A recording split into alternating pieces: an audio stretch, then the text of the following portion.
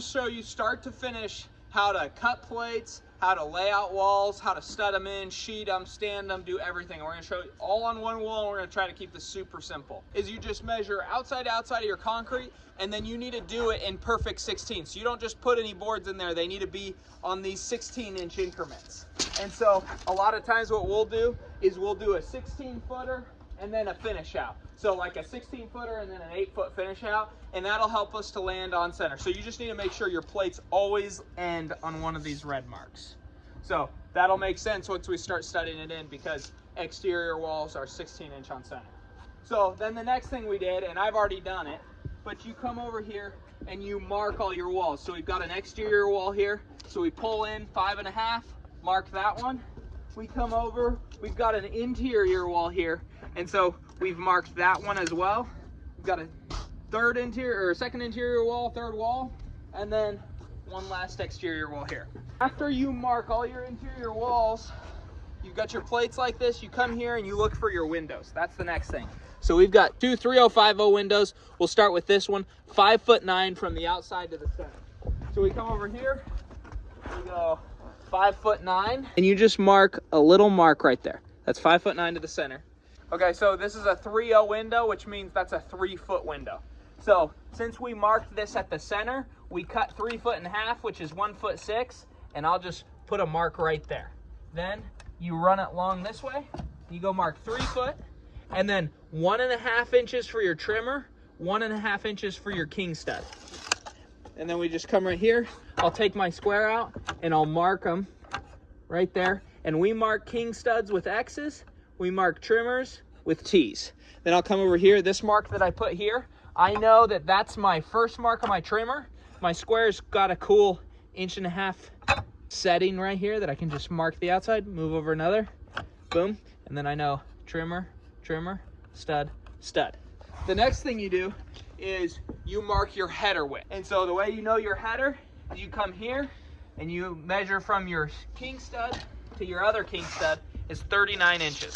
So I'll mark 39 inches so that whoever's laying out this wall, they can just come look here. Instead of having to pull out their tape and measure, they can just see it's a 39-inch header. Now we'll come over, we'll do that one more time. It's another 3.0, 4'7", button that interior wall. So we take this mark right here, we butt it, we go 4'7". That's the center mark. So then we come here, we go 1'6", because that's, again, another 3.0 window. So it's what's half a 3 foot, 1'6". We come over here, 3 foot, 1.5 for your trimmer, 3 inches for your king stud. Finish that out. 39. And then trimmer, king stud. The last thing you do is you always just pull from the center. There's ways to do it from the outside, but if you just always remember to pull from the center, you'll never be wrong. So we come over here and we'll pull from the center. All exterior walls, or most of them, unless the plans call it differently, but on a house, at least in Idaho, they're all 16 inches on center. So what we do is 16 inches on center, we'd mark here. But instead of doing that, we go to the edge of the stud. So we mark 3/4, because 1/2 inch is 3/4. So we go 3/4 of an inch this way, and then you mark it like that. And that means that your stud is going to, one side of it's gonna land on this side, and then we mark it like that. So we know the stud starts here and it lays back. So the fastest way to do that is to come back with your square after you mark these, and you basically just go 3/4, X, 3/4, lay back. So 3/4, lay back. And since you can see it'd be lay back, but my stud would be past here. So I just need to make sure that there's another stud there. So then we go 3/4, lay back, 3/4, lay back. Pull out your square and you just go back through and you just mark them. Scribe and mark, scribe and mark.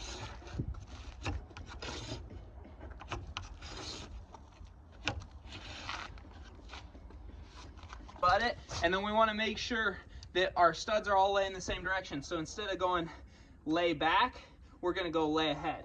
So we'll go 3/4 back, lay ahead. 3/4 back, lay ahead. Stud here, because it's on that king stud. 3/4 back, lay ahead. 3/4 back, lay ahead.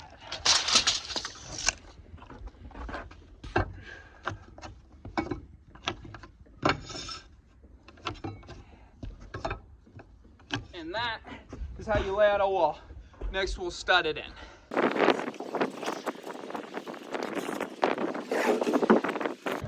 All right, guys, so you spread your plates, and then you got to come over here and you want to nail your bottom plate to your wall so when you stand it, your wall doesn't slip off the side.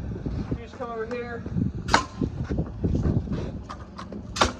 and you want to make sure that none of these toenails go right into your layout marks. So you just come through and you nail right in the middle of the layout marks.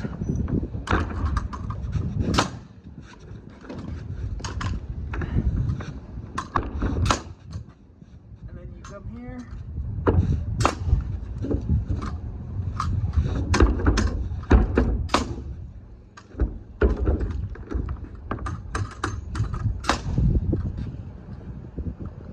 So your California corners, so you saw us how we laid them out, is there's those spaces, they're at corners and then partitions where interior walls come in. So this is a corner, so you come over here, and your layout guy should always lay them out for you so you know where they are. You flush them up, nail it here,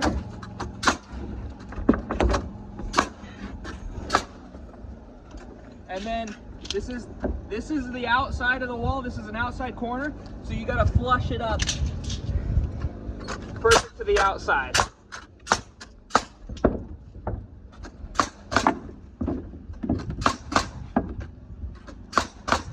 This is your trimmer stud next to your king stud. So you can see we have our X and our T. So you come through here.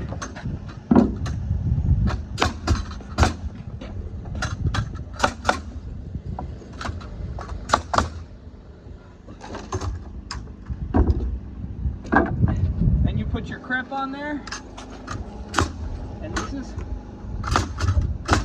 so your layout guy that sees that he's giving me everything. So he's even got my sill for my window. He's already got it pre-laid out. That way I can just move through here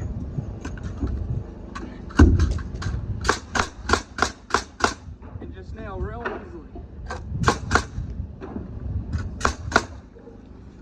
Same thing over here. Put your trimmer on.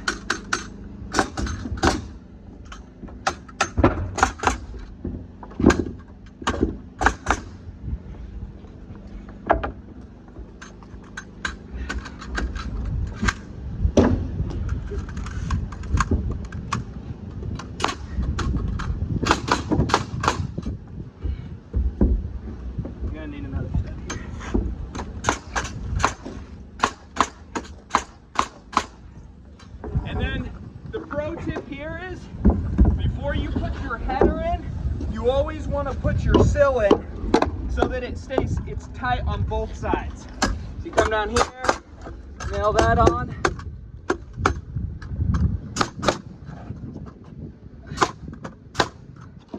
And see how tight it is right there?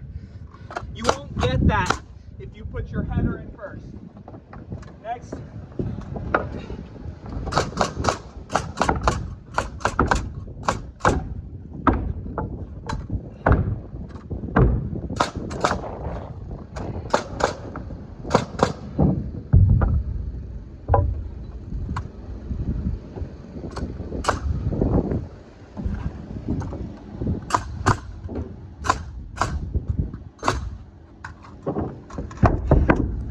Your header, so if I put my header in like this, when we stand this wall and sheet it, this is a dead air space, and you don't want that. So you always put the dead air space down.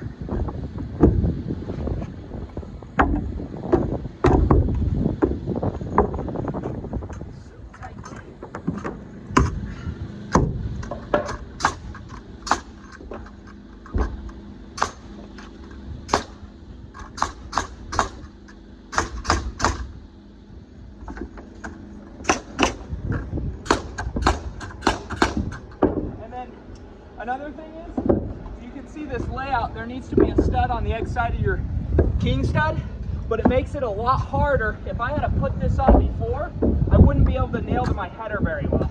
And so we do that, then you bring this board over here and nail it on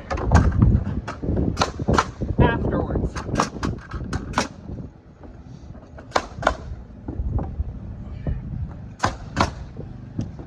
You've got an interior wall here, and so you can see this right here, this is 3.5 inches long.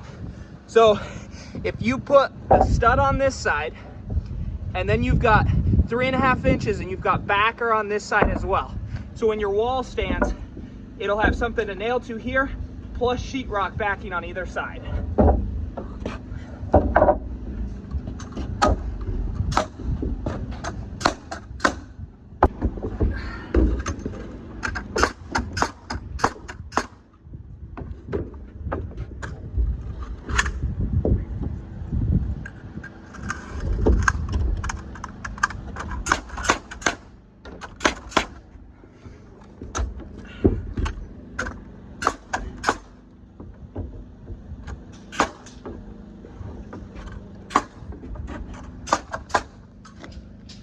Same thing right here, another interior wall.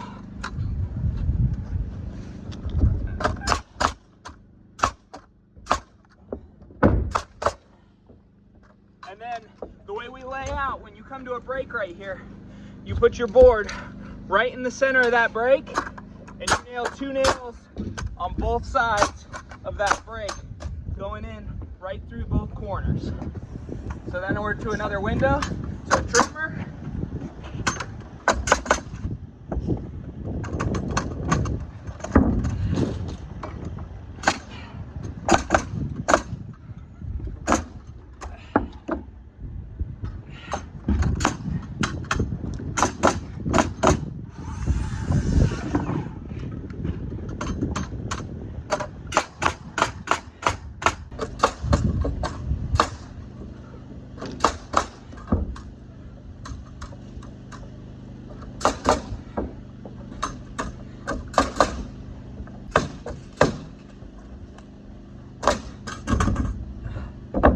So your layout guy is supposed to do this, and Paul did, but I'll show you how he does it. So you've got your bottom lines here, but your window, you need layout marks on your sill.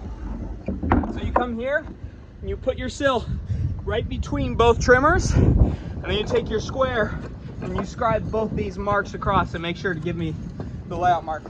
Paul already did that because he's real good at laying out.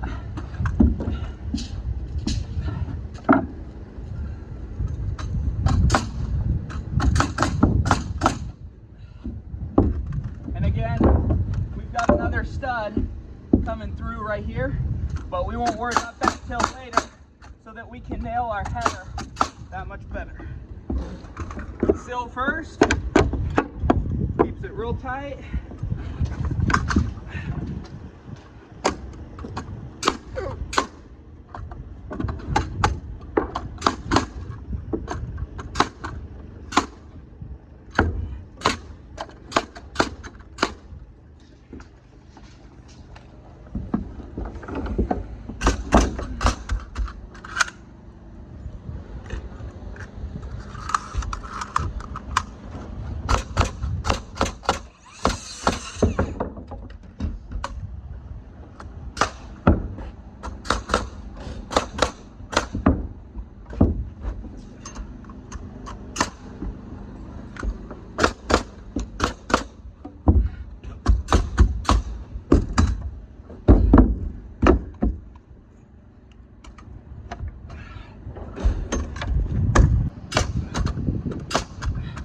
Sometimes your wood is a little warped, so you just got to do a little bit of finagling to get it right.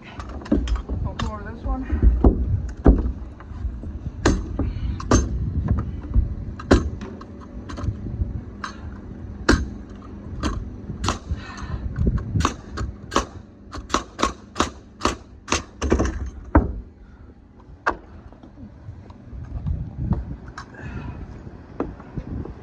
Got another stud.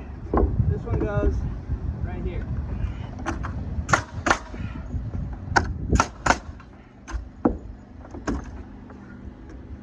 The other thing we might not have mentioned is your layout guy's supposed to do this as well, but every board's got a crown. So you can see that one bows up. You need to make sure your bow is always going to be to the outside of the wall.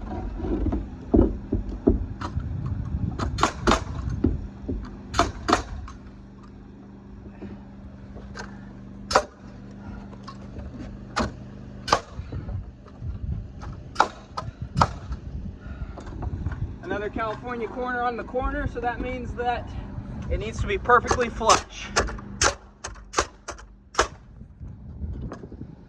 we'll go back through and put our top plates on. Another tip is, so you can see this, currently this last stud is on an angle, and you want to start it as close to square as possible. You don't need to worry about it too much, but you have to move all your studs and your headers less if you get it lined up perfectly.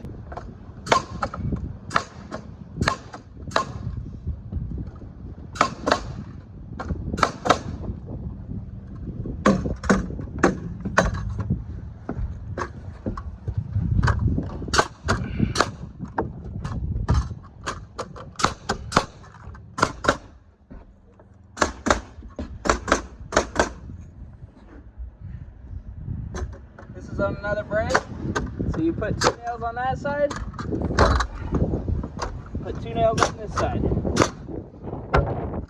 And then Paul's gonna go cut and shear so that I just come back after I'm done nailing all this, and I'll nail in the shear right after that.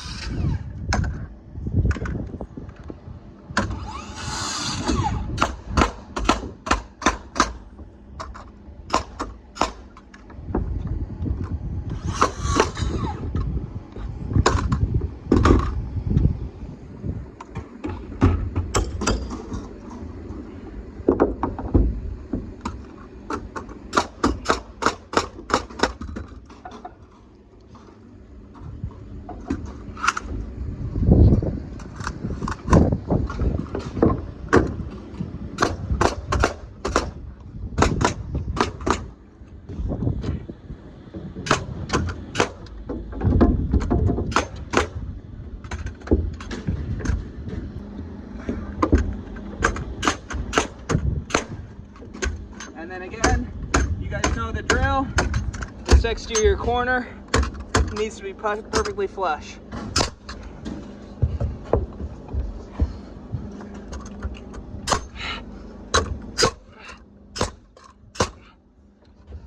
All right, so now Paul's cut here in for me.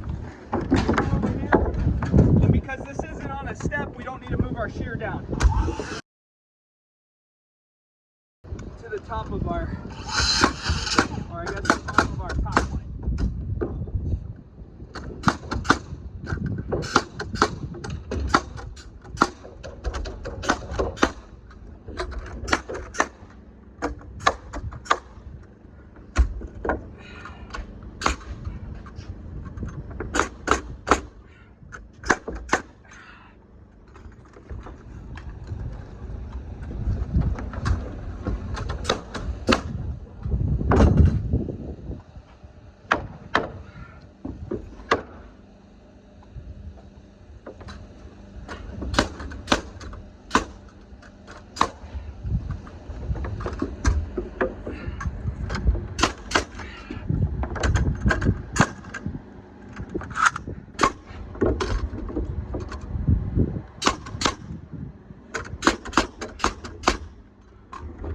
Our top plate.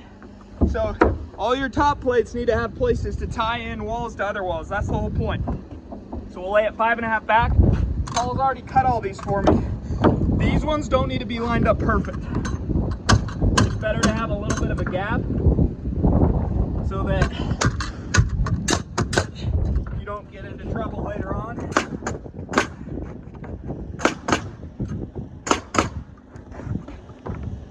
And then another tip is when you're nailing your double top, always nail right on top of the studs, so that when your plumbers or your HVAC guys or anyone has to come through and cut through a plate, you don't have a nail sitting right there for them to, you know, mess up all their bits on. Sometimes, like this corner, there's no way around it.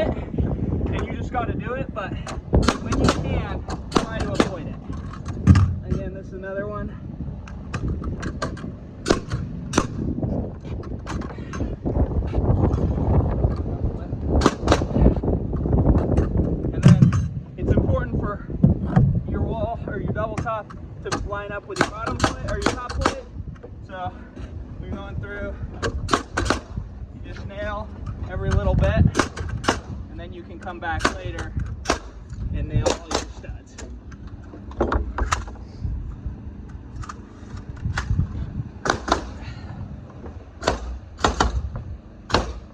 And that's how you lay out the wall. Now, next thing you do is you pull for square. So Paul's gonna pull from this corner, I'm gonna pull from this corner. We're gonna make sure that everything is perfect. So we're gonna measure to, okay, we're gonna measure to, he's gonna measure to the bottom, I'm gonna measure to the top. So I'm showing 161 and a, right at 161. I'm 161 and 1/8. Okay, so that means that we've got to pull the wall my way. So I'm going to take my cat's paw, you come over to a header, and you just pull it just a hair. Right there, perfect. Now we're going to check. 161 perfect? Yep. Perfect. Then once it's set correctly, I'm going to stand on this wall so it doesn't move. I'm going to take a 16 penny nail, put it right through this double top. And that's gonna hold it square right there. We'll come over here, do it again. And you don't wanna put it all the way in because we gotta pull those later.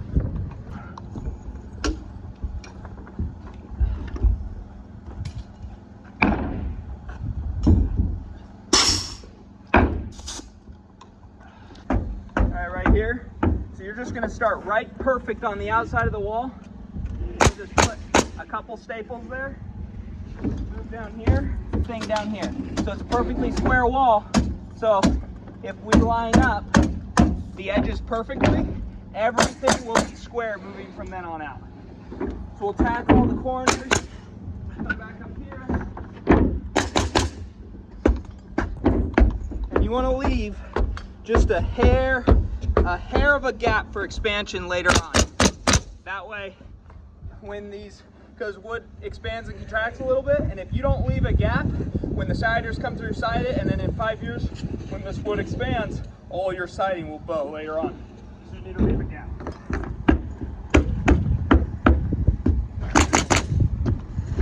Come back up here, do it again.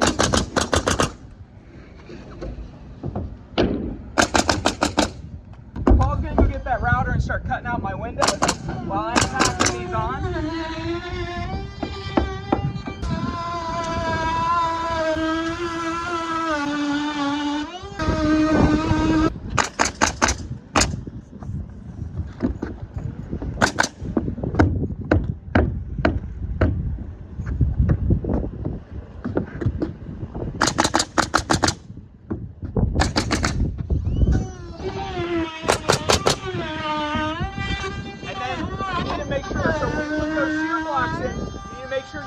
With staples, they're right here, because that's the whole point of those. Those keep the wall from going this way.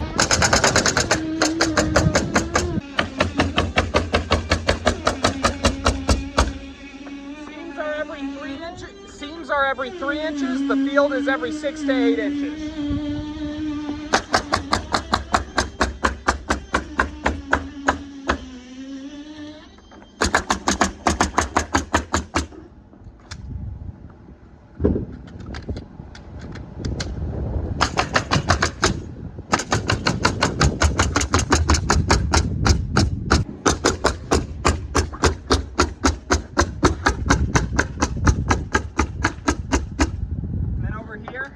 You know where your studs are, so you check for the nails. You come down, you hit them right where the nails are.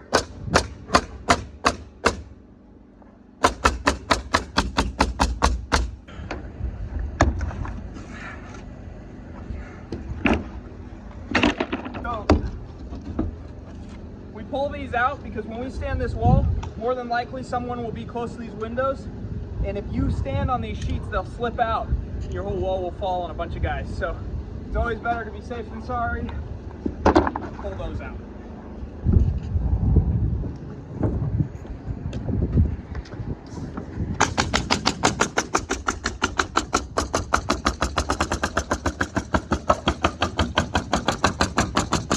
All right, so you might have notice that we haven't covered the top and double top with like sheeting yet.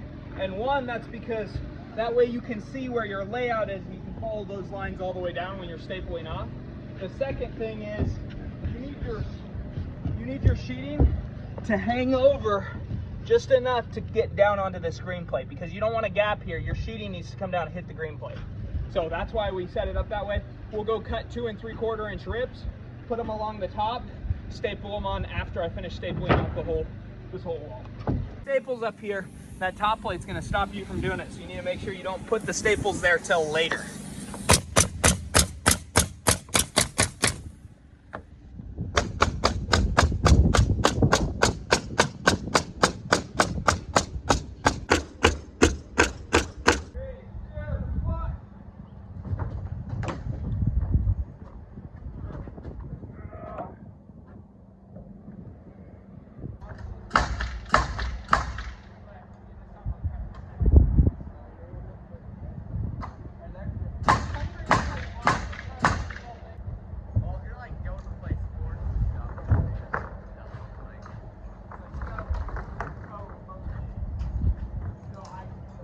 See how we left that 5.5 inch gap right there? It's so that when we grab this wall, when we put it in, they overlap. So then you've got something to tie all these walls together.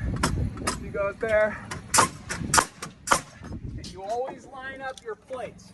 So you don't worry about anything else. It's your plates need to be lined up perfectly. Same thing down here. You come in here, you go off your plates. And then you don't nail this wall in till we've got this wall in place.